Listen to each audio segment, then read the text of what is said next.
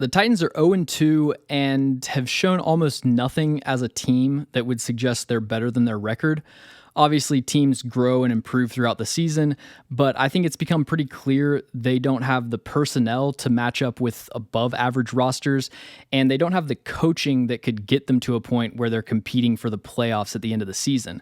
So the outlook in terms of winning games this year is pretty bleak. But the great thing about these Cam Ward breakdowns is they're independent of the results of the game or how the rest of the team did. For 2 straight weeks, the Titans have looked pathetic, but Cam Ward has played really well. So hopefully this will be a nice relief from the hopelessness and despair that surrounds the team as a whole. I organized all the clips into 3 sections, which is also how this video will be formatted. We're going to start with the good plays, then we're going to look at a handful of bad throws, and then the final section, we're going to look at all of his sacks. So first clip, I really like this play design. They're faking power. You've got Peter Skoronski pulling across the formation. This play fake seems to be designed based off of Jared Verse's scouting report because he's one of the most aggressive edge defenders in the NFL in terms of backside pursuit. You leave him unblocked or half blocked on the backside of inside zone or something, he's crashing down, making the tackle behind the line of scrimmage. This fake with the direction of the handoff, the hesitation from Cam Ward after he pulls the ball, great job here in terms of design, execution.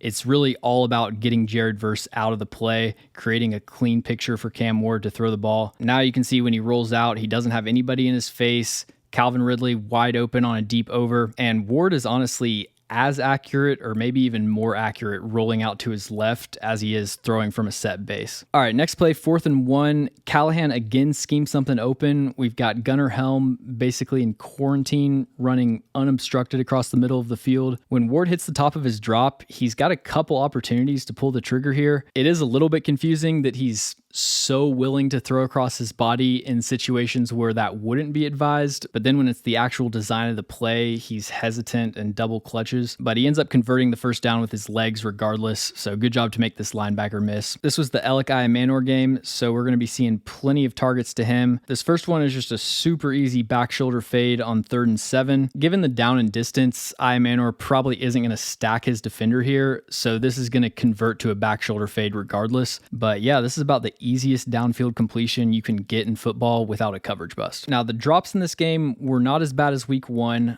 still had 2 drops. This is 3rd and 13. The Rams are in split safety pre-snap.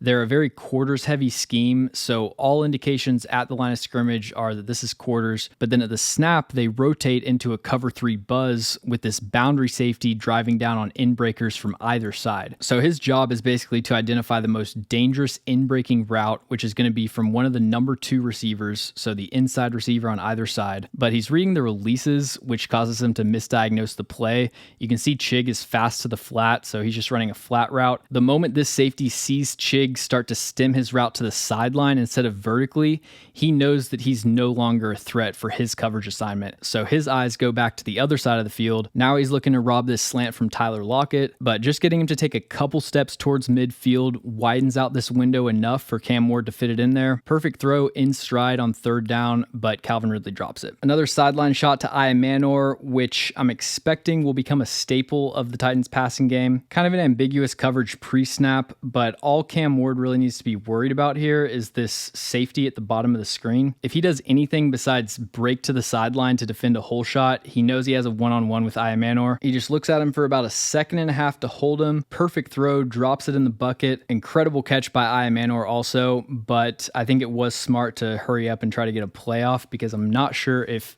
he fully secured it just from watching the replay. At the time of this recording, this is the best play of Cam Ward's NFL career, potentially the longest 9-yard touchdown pass in NFL history as well. The first thing I want to highlight though is this route from DK, more specifically the break. So he's running a dig, in breaker, does a great job of threatening outside and stepping on the defender's toes. The stem and the setup to this route, I think, aren't perfect. Ideally, this all happens maybe a second faster and Cam Ward's able to fit it in between the safeties. I think you could probably nitpick the first 40% of this route, but the break is explosive as hell. I mean, he zooms out of that. I still haven't seen a full enough route tree from DK to give like a complete evaluation, but if you can explode out of your cuts and create this much initial separation purely off of burst and tempo change, you've got the hard part taken care of. The sequencing, the footwork, making sure it's all perfectly efficient at the top of the route, that's the kind of thing that comes with experience and should improve over time. But I mean, besides Calvin Ridley, it's been a while since the Titans have had a receiver that can change directions this suddenly. Moving on to the second part of the play, the one that people actually care about. Ward rolls out, directs traffic, Iamanor extends his route. Just insane ball placement, basically falling out of bounds to hit him in stride like this. This is the kind of thing you see him do in college, and it's like,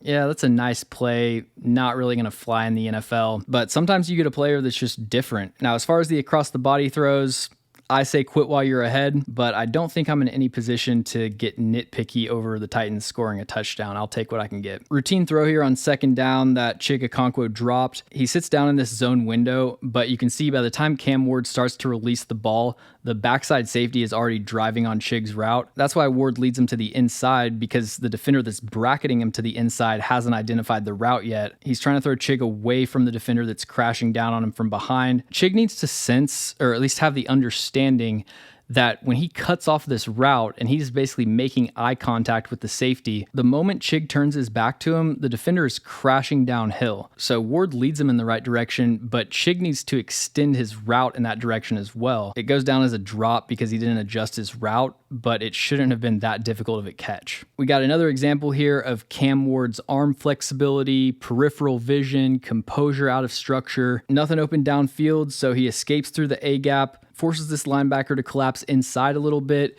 creates some additional space for Gunnar Helm. Nice positive play out of nothing on first down. And then final play to discuss for this section, I think this is just really good blitz recognition from Cam Ward. Sees the corner blitz, throws to replace it. The safety can't get over to get into the passing lane in time. All right, the second part is kind of a mixed bag. It's mostly just miscellaneous bad plays from Cam. There aren't too many. But this first one I actually included as a critique of Iamanor. He's running an in-breaker against inside leverage, which means the defender is shaded to the inside of Alec Iamanor's alignment. When you watch the stem of this route, though, and the stem is just everything before the break, before he changes directions, nothing Iamanor does in this stem would influence the defender to open his hips to the sideline, think that he's running an outbreaking route, get leaning back on his heels. He isn't doing anything to set up his break or disguise the direction of his route. And you can see the corner's almost synchronized with his break, driving on the route, breaks up the pass. This is just a weird miss from Cam Ward. It looks like the ball stuck to his hand. Probably more of a fluky thing that's not worth analyzing too much in depth. And then last two are very similar. There were a couple plays where Ward was a few seconds late to pull the trigger on a route that was breaking towards the sideline, and his receiver ended up running out of space. So right here, they're running a boot. Initially, everything is pretty much covered, but then Omar Spates, number 3, inexplicably abandons his coverage assignment, leaves DK wide open, and Ward just was not expecting a coverage bust here. You can see his eyes actually go back towards the left, depending on which perspective you're looking at it from. That happens right at the exact moment that DK breaks open, so it's just a mistiming thing here. And then another one on a bootleg, like I said, very similar issue. You got Calvin Ridley breaking open on this deep out. The ball should be out of Ward's hand as Ridley's breaking, but he's multiple seconds late on this throw. And for the last section, we're going to break down a few of Cam Ward's sacks. Overall, I think the pocket presence is a bit of a concern for me. I didn't think it was great in college, and it's shown to be his primary issue in the NFL. And from this game specifically, there was one recurring issue that I noticed. In most of these sacks I'm going to show, Ward has an open receiver who is, realistically within the progression. I think the best way to say it is, when his internal clock goes off in his head, the response needs to be, okay, I have half a second left, or I have exactly 1 second left before I have to release the ball. I know where I'm at as far as route development. I've got this backside dig coming open. If I buy 0.3 seconds, I can release the ball, maybe take a hit, but it shouldn't disrupt the throw. What's happening with Ward right now is that when his internal clock goes off, it's telling him to scramble almost all the time.